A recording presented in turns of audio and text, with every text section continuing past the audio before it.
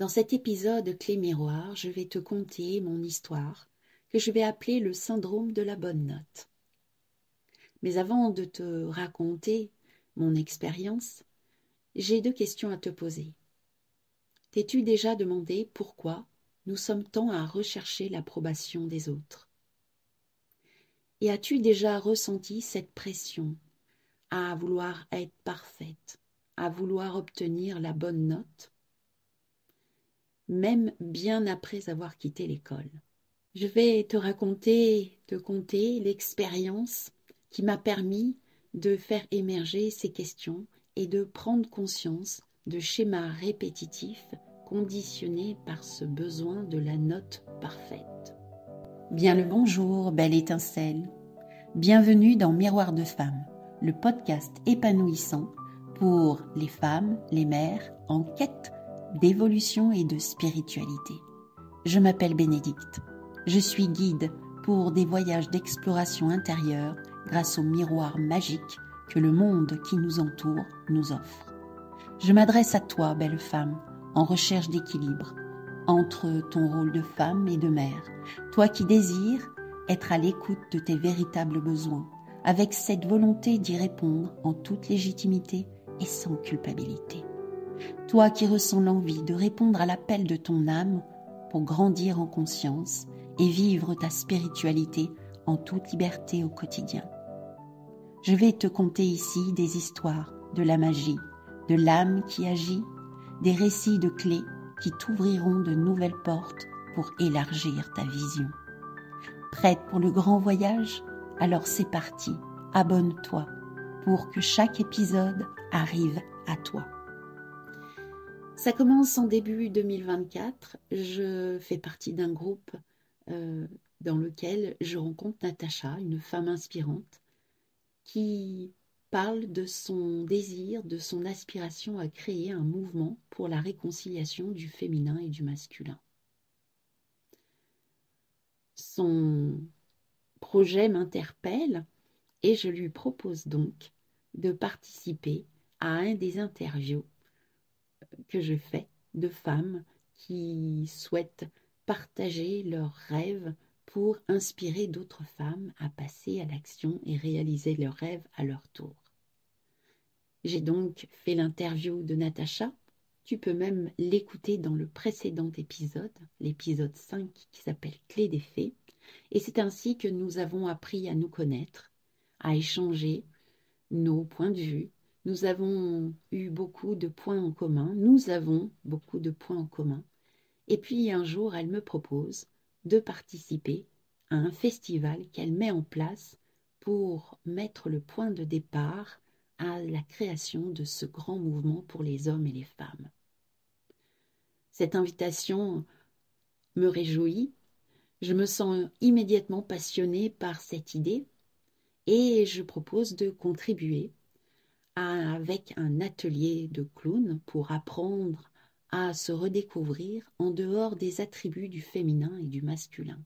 Je propose aussi de créer un logo en lui demandant ce qui était bon pour elle. C'est une de mes capacités, le côté graphisme, création de logo. Et c'est ainsi que, petit à petit, les idées arrivent, des visuels, et notamment la création d'une vidéo. Une vidéo qui permet de partager autour de nous pour que Natacha puisse faire la communication et inviter les gens à participer au festival.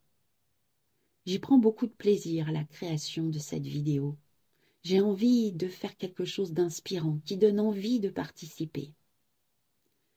C'est une joie pour moi de replonger dans ce milieu du graphisme, du visuel et en même temps d'y intégrer des nouvelles connaissances dans la vidéo pour inspirer. Je finis cette vidéo, je le partage sur un groupe que Natacha a créé pour mettre en place ce festival. Ma vidéo est très bien accueillie dans le groupe, j'ai de beaux compliments, ça réjouit mon cœur, je suis heureuse. Ce soir-là, Ma fille est chez moi. Nous échangeons sur divers sujets et à un moment donné, passionnée par ce que je fais, heureuse de mon travail, je lui demande son avis. Je lui montre ma vidéo. Et là, plof. Elle reste indifférente, aucune réaction. Bon, je lui dis, ça ne t'intéresse pas? Bon, tu la trouves comment? Oh, il y a trop de texte. D'un seul coup, je me sens déçue, un peu vexée, mais bon, j'accepte sa position et intègre ça. Mais bon, la déception est quand même là en arrière-plan. Le lendemain, je suis en relation avec Natacha, qui m'apprend que quelqu'un est rentré dans le groupe grâce à la vidéo. Là, mon cœur est en joie. Je suis heureuse de voir que le travail que j'ai fourni, ma création, donne envie, inspire. Je me sens flattée, heureuse et réjouie de ce que j'ai pu permettre. Le lendemain, je me retrouve au téléphone avec ma fille et je lui apprends que ma vidéo a permis de faire rentrer quelqu'un dans le groupe. Et là, plouf, aucune réaction. Et je lui dis, mais tu t'en fous en fait. Ouais. Là, ma déception qui était déjà en arrière-plan, là, remonte à la surface, à la grande surface, j'allais dire. Et je me sens piquée à vif. Et j'écourte très rapidement l'appel, vexée, et je raccroche.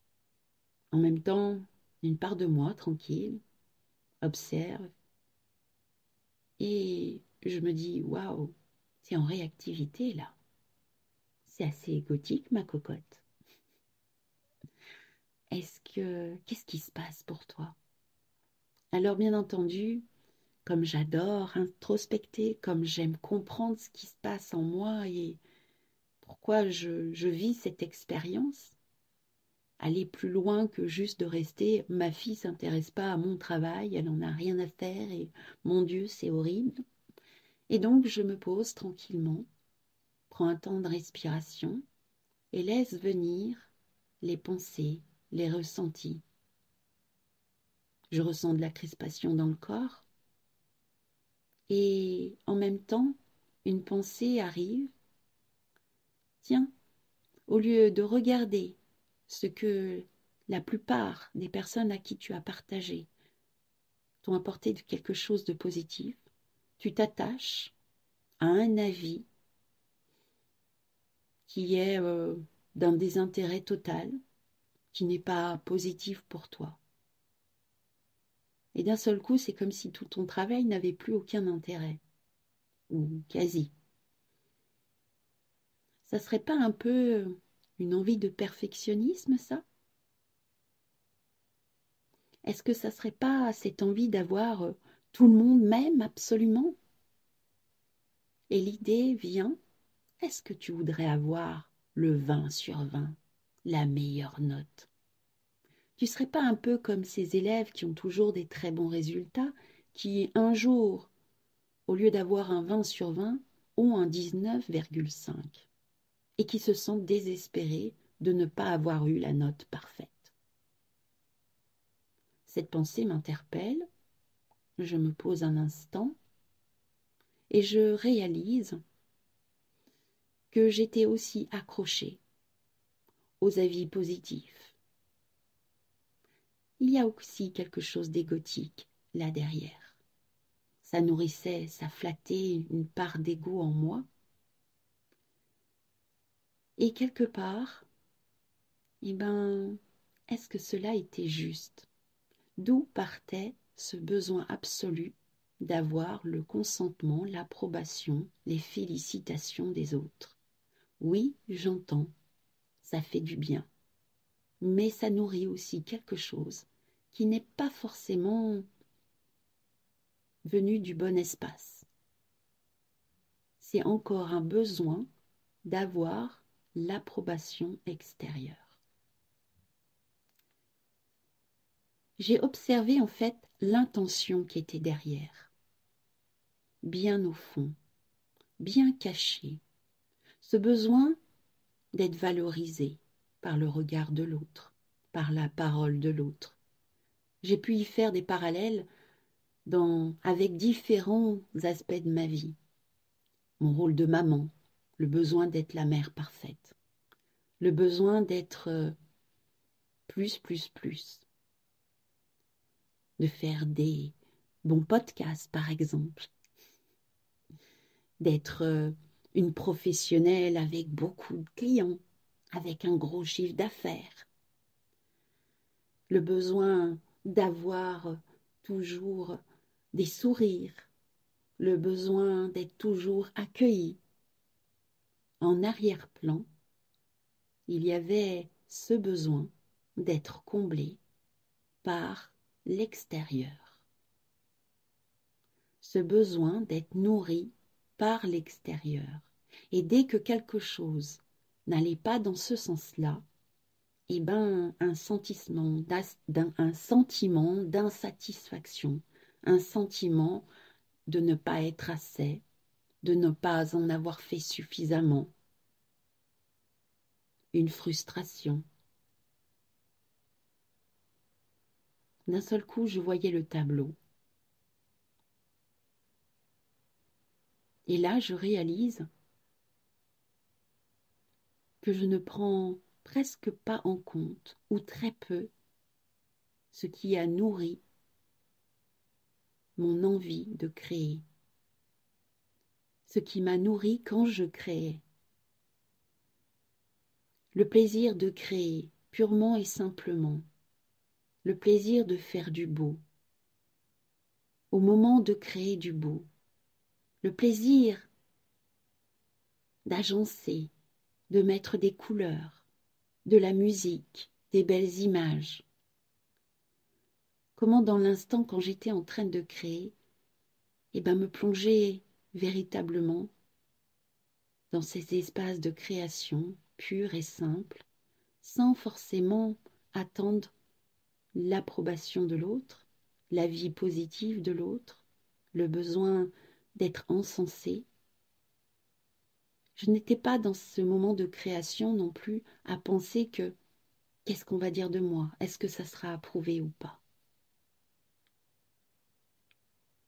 J'avais oublié ce moment d'espace où je me sentais bien dans ce que je faisais. Comment cela me nourrissait véritablement. La question me vient, combien sommes-nous à attendre la valorisation extérieure? Ce besoin d'être approuvé. Et toi, est-ce que tu as déjà ressenti cette pression pour avoir la bonne note, pour être la femme parfaite, la mère parfaite, la collègue parfaite, le professeur parfait, l'amie parfaite, l'épouse parfaite? Ce besoin d'être encensé peut-être, ce besoin d'être nourri par cela, est-ce que toi aussi tu ressens cela? Comment gères-tu ces attentes qui sont finalement bien intérieures et vis-à-vis de nous-mêmes? Et puis il y a aussi les attentes des autres. Comment gérer tout ça? Mais d'où cela vient-il?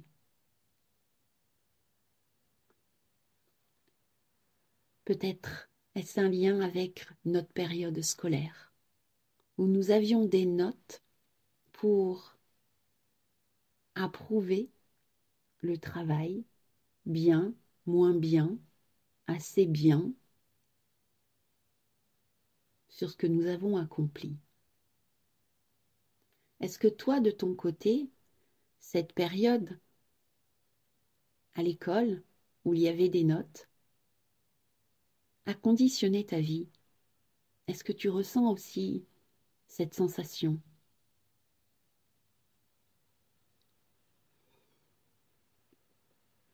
Au regard de cette histoire, de cette expérience, je me suis dit le chemin qui serait le plus favorable pour moi à l'heure actuelle, c'est qu'à chaque fois que je crée quelque chose, je le crée parce que j'aime le beau, le bon, que cela nourrit dans l'instant, un peu comme un jardinier qui vient creuser sa terre et vient semer la graine.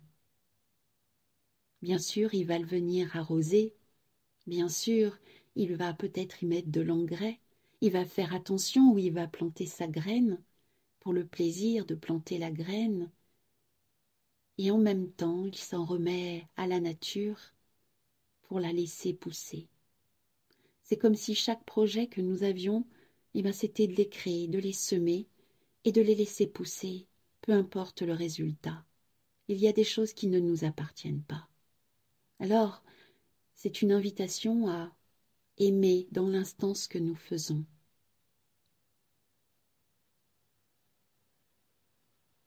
Et peut-être qu'en fait, ces notes que nous avons reçues dans l'enfance nous ont conditionnés à vouloir toujours la note parfaite pour être une bonne élève, pour ne pas décevoir, pour ne pas se décevoir, pour répondre à une certaine pression extérieure qui était là au départ, mais maintenant, est-ce que nous avons besoin de garder cette pression que l'extérieur peut nous mettre, mais au départ, peut-être que c'est nous-mêmes qui souhaitons avoir l'excellente note. Alors pour en revenir à mon histoire, j'ai réalisé que au final, la réaction de ma fille que j'avais mal pris était une véritable bénédiction, m'avait permis de comprendre, de conscientiser à quel point j'étais encore dans l'attente de la validation extérieure, de l'approbation extérieure. Alors merci à ma fille qui fait partie de mes grands sages, de m'avoir permis de comprendre à quel point j'avais encore besoin d'être validée par l'extérieur.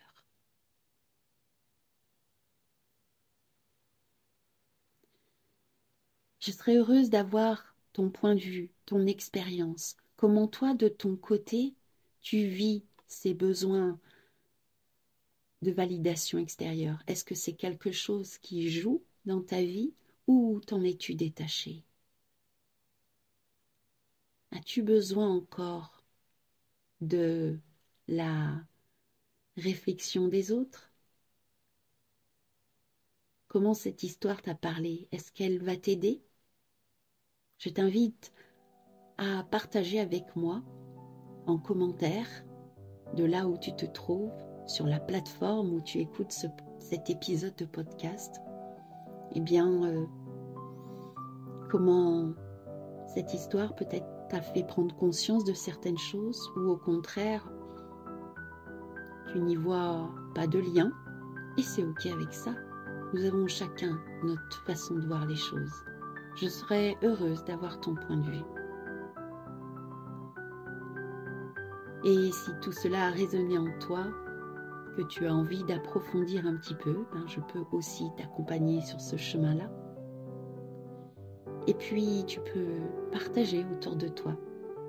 Et puis, pense à t'abonner pour que les futurs épisodes viennent à toi. La semaine prochaine, je te propose un nouvel épisode que j'appelle les clés clarté, avec le tirage d'une carte avec le tarot akashique. Qu'est-ce que cela va nous amener, surprise, surprise, à la semaine prochaine? Et je te souhaite une belle soirée ou une belle journée. À bientôt.